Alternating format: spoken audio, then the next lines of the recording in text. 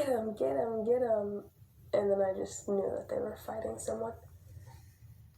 Students say the attacks have been happening all year long on board RTD light rail trains. 7 boys arrested last week, and Lakewood police say there could be more that are involved. Police say there have been at least 2 attacks just since October. One of them was caught on camera. And 9 News reporter Noel Brennan spoke to sisters who witnessed the attacks.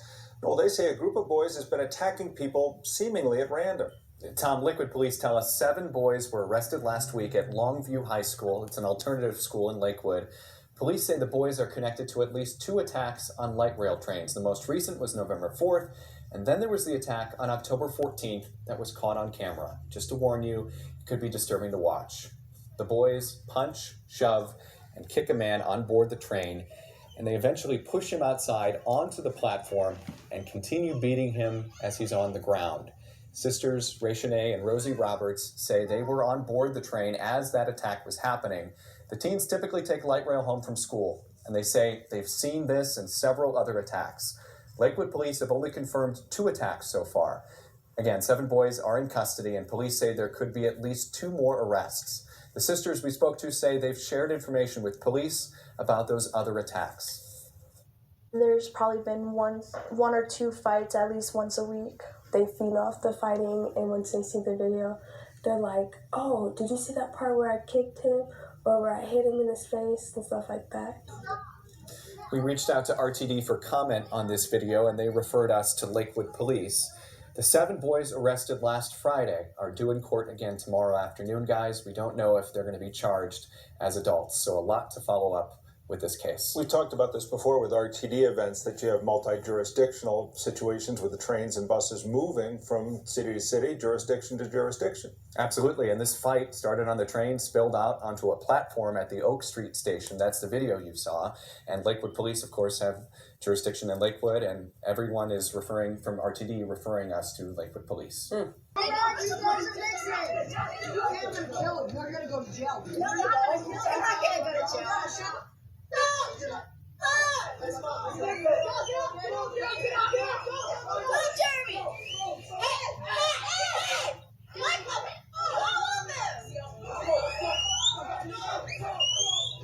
Go to Jeremy! Get out! Right? Come on! Get out! Him up! Hold up! Get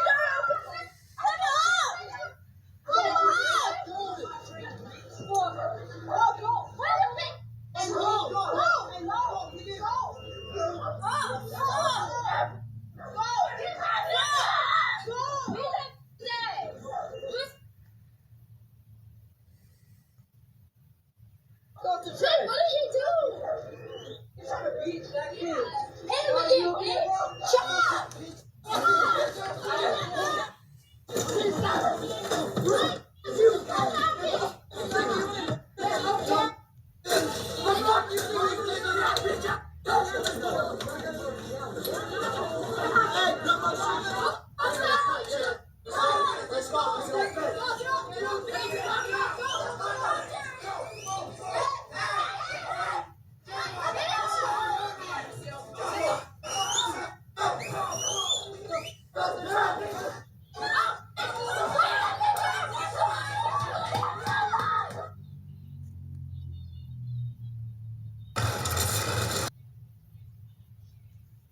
We are learning disturbing new details about what led up to the moment a woman allegedly pushed her 3-year-old nephew into Lake Michigan. You can see Victoria Moreno standing by the flowers next to rescuers on Navy Pier. Yeah, we want to warn you, this story will be difficult to hear. Our Tara Mullen alive at Lurie Children's Hospital, where the little boy is still in critical condition. And Tara, his injuries are extensive and they're very serious. Joe and Erica, extensive and serious, doesn't even cover it. They were described as life-threatening in court today to the judge. A hearing that was really hard to listen to. That little 3-year-old boy is still hospitalized here at Lurie Children's. He has a swollen brain, bleeding in his lungs, and we're told he's gone into cardiac arrest a number of times. Victoria Moreno snuck her 3-year-old nephew out of the family home, drove him to Chicago, and ultimately pushed him into Lake Michigan, making no attempt to call for help to save him. That's what prosecutors detailed in her bond hearing Wednesday. Moreno is charged with attempted first-degree murder and aggravated battery to a child, the judge calling her a danger to children in her family and children in general. The prosecutor said Moreno stole keys to a car she's not supposed to drive because of medication she's on for mental health issues, then headed to Chicago, eventually making her way to Navy Pier. While there with the 3-year-old, she let him crawl under the barrier blocking the sidewalk from the water a number of times. While looking around, waiting for people to leave, she crouched down, straddled him, and pushed him into Lake Michigan, then sat down and stared into the water where the little boy was struggling, saying and doing nothing. All of this caught on surveillance cameras. Tonight, police are searching for the person who poured chemicals on the woman's face while she was asleep in her apartment. Tonight, she's sharing her story only on 2. Angela Halliger is almost unrecognizable. The 53-year-old mother of 2 has now had 4 surgeries to try and repair the damage done to her head and face. I relive this every day. I mean, I cry every day. And want to know what I did to deserve this. I mean, it's very painful. Halliger says she was attacked in her Montrose apartment on September 9th. When I woke up, my kitchen light was on, and he came over and started pouring some acidic fluid on my face. I closed my eyes as tight as I could. I had no defense. Eventually, from the pain, I just passed out. And then when I woke up, I had no clue really what happened because I couldn't open my eyes. She believes a person responsible rearranged her furniture, even using some of it to block the front door. Hallinger says it was 2 days before she was able to figure out how to get out and call for help. A man with a long arrest records in custody in connection with the brutal attack of a woman in a subway station. CBS 2's Natalie Judgewich spoke to the victim, who says that it could have happened to anyone, and she's warning subway riders to be careful. I'm scared. I would have never expected this to happen. Like, my life has changed. Distraught and still in pain a week after she was brutally beaten, 33-year-old Elizabeth Gomes worries she may never be able to see out of her right eye again. I really felt like it was going to be my time.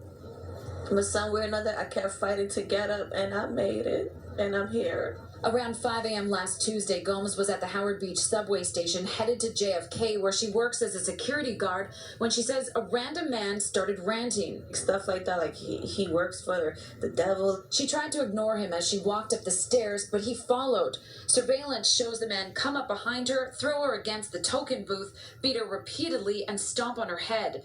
You see another man try to interrupt the attack, but the suspect chases him away, and then he keeps kicking her. Gomes says she usually sees police here inside the station, but on that morning, there wasn't even anyone inside the token booth. Very surprised.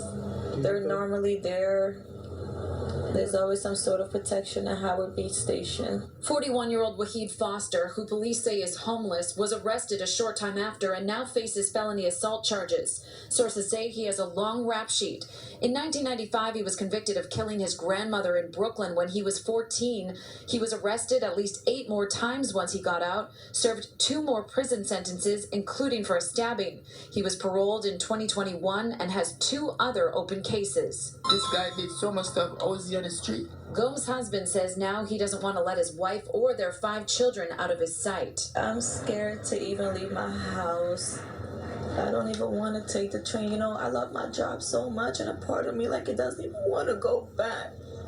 Gomes says she won't feel safe until he's locked up for good. Foster's next court date is October 6th. We are going to begin this evening with a vicious attack that again raises questions about the criminal justice system. A woman on her way to work at Kennedy Airport was pummeled to the ground, punched, and then kicked at the AirTrain station in Howard Beach. This video is from security cameras at that station. Police did make an arrest, and it turns out the suspect has a long history of attacking people. The victim spoke exclusively to Eyewitness News reporter NJ Burkett. Do you know how scared I am now? I was never a person to be scared. Elizabeth Gomes was beaten so badly, she stands to lose the vision in her right eye. Her head throbs with pain, and she's barely slept in a week. Not since she was attacked in the Howard Beach Air Train Station 6 days ago. I can't see anything on my right side, honestly. And it just hurts. Elizabeth was on her way to work at JFK. She had just gotten off the A train and was headed up the stairs to the air train platform when she was attacked from behind. Smashed in the head with a bottle, and she never saw it coming. In the MTA surveillance video, Elizabeth is dragged across the concourse and slammed headlong into a wall. She is punched mercilessly and kicked repeatedly. When a man tries to intervene, he is chased away before the suspect turns back to Elizabeth and kicks her 5 times before he calmly walks away into the transit system. She says he was muttering incoherently about Satan in the moments before the attack. He's talking about the devil. He's talking about a whole bunch of nonsense. Her husband is heartbroken. The win. No, no, no. Are you on Las Vegas Boulevard? He stabbed her in the heart. Where's the person that stabbed her? She ran. I was stabbed in my back. Can you help me? I was stabbed in my back. That is one of the stabbing victims calling for help, the woman pleading that someone help her co-worker who was also wounded. Luckily, many bystanders came to their aid. Hi, I'm at the Wynn. I'm at the Wynn Casino. Somebody has been stabbed. Hold on. Calm down. Somebody's coming. You're okay, honey. No, I don't. All right, you're okay. Is she responding? Okay. Is she responding? Okay. Yes, she's just scared. So that is a woman inside the Wynn who helped one of the victims that actually went into the casino. Bystanders also helping police track and find that suspect, later to be identified as this man, 32-year-old Yanni Barrios. There is a guy that stabbed somebody else. Somebody else has been stabbed as well. Okay. He's in a chef outfit. With a chef hat. Okay. I'm sending the paramedics to help you now. They said there was going to be a HMA when white people saying that he was a chef, and then with a chef hat with a knife. Was it a kitchen knife by any chance? It was a kitchen knife. Okay. Officers caught Barrios just minutes after that call. Unfortunately, 30-year-old Maurice DiGiovanni and 47-year-old Brent Hallett lost their lives in this senseless attack. Most of the other victims are out of the hospital. Barrios will be back in court on January 12th. Search for the person who shot and killed a man at a bus stop in the Westlake district. This happened last night on West 8th Street at Union Avenue. The LAPD is saying that the suspect approached the man, shot him in the face, and then fled.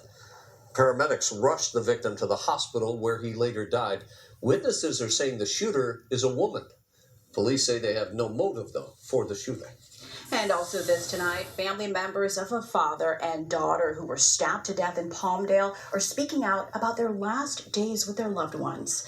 Ken and McKenna Evans were brutally attacked on Thursday in a Kohl's parking lot. The authorities say they believe that the attackers are transient. Rachel Menitoff is live in downtown LA over at the sheriff's headquarters tonight where that investigation is still ongoing. Rachel. Rick and Corrine, the victim's family believes that this was a random attack. They tell me that McKenna and her dad, Ken, were spending Thursday afternoon together. They were working on one of their cars in the parking lot of a Palmdale shopping center when a man brutally attacked them. You know, she wasn't just my daughter, she was my best friend. Elizabeth Evans says her husband, Ken, was a doting father, her daughter, McKenna, the light of her life. He loved playing pool, he loved mountain biking, he loved spending time with his daughter, and she was an absolute beacon. She didn't know a stranger. Everybody became her best friend. McKenna's mom says she believes a man on drugs attacked her husband and daughter, that her husband tried to shield his daughter from the attacker, who repeatedly stabbed them to death outside of a Kohl's in this Palmdale shopping complex. I am just absolutely destroyed. Jesse Mercado is McKenna's boyfriend. The first day I met her was at work, and The moment she presented herself, I grabbed my stuff, was the day I fell in love with her. Jesse says McKenna was a kind, caring, ambitious young woman and that the last few days have been utterly traumatic. I ran to the crime scene to see if she was okay. I wanted to hold her again. As Jesse and Elizabeth grieve 2 lives lost, police continue to investigate what happened here and are asking for witnesses to come forward with information. To know that the person who changed my life so drastically in just one day was taken. Sibling rivalry and jealousy for the shocking murders of an 18-year-old mother and her 3-week-old daughter in September. And thanks for joining us tonight for Action News. I'm Warren Armstrong. And I'm Margot Kim. Nearly 7 weeks after the deadly shooting, investigators arrested the victim's older sister and that sister's boyfriend. Action News reporter Corin Hoggard shows us how police finally broke this case wide open. Yaneli Solorio Rivera was shot and killed as she slept in her bed, holding her 3-week-old daughter, Celine. The shooter also killed the baby girl. More than 5 weeks later, police had made no arrests, so they released surveillance video of a potential suspect. When investigators identified him, they realized they talked to one of the alleged murderers at the Southwest Fresno home where mother and child were killed. And that is when the lies, the deception, and the evil intentions surrounding this case began to unravel. Police say the guy in the surveillance video is Martin Arroyo Morales. His girlfriend is Yoreli Solorio Rivera, the 22-year-old sister of Yaneli. Fresno Police Chief Paco Balderrama says the couple cracked under questioning by detectives. And at which time they confessed to the crime and led detectives to the whereabouts of the murder weapon. The chief says Solorio Rivera was filled with jealousy towards her little sister. He says Arroyo Morales is a validated gang member. Together, he says they planned the murders and how to get away with them. That this was their plan all along. And they thought it worked until it started unraveling on them. Police say the couple showed no remorse, even after confessing.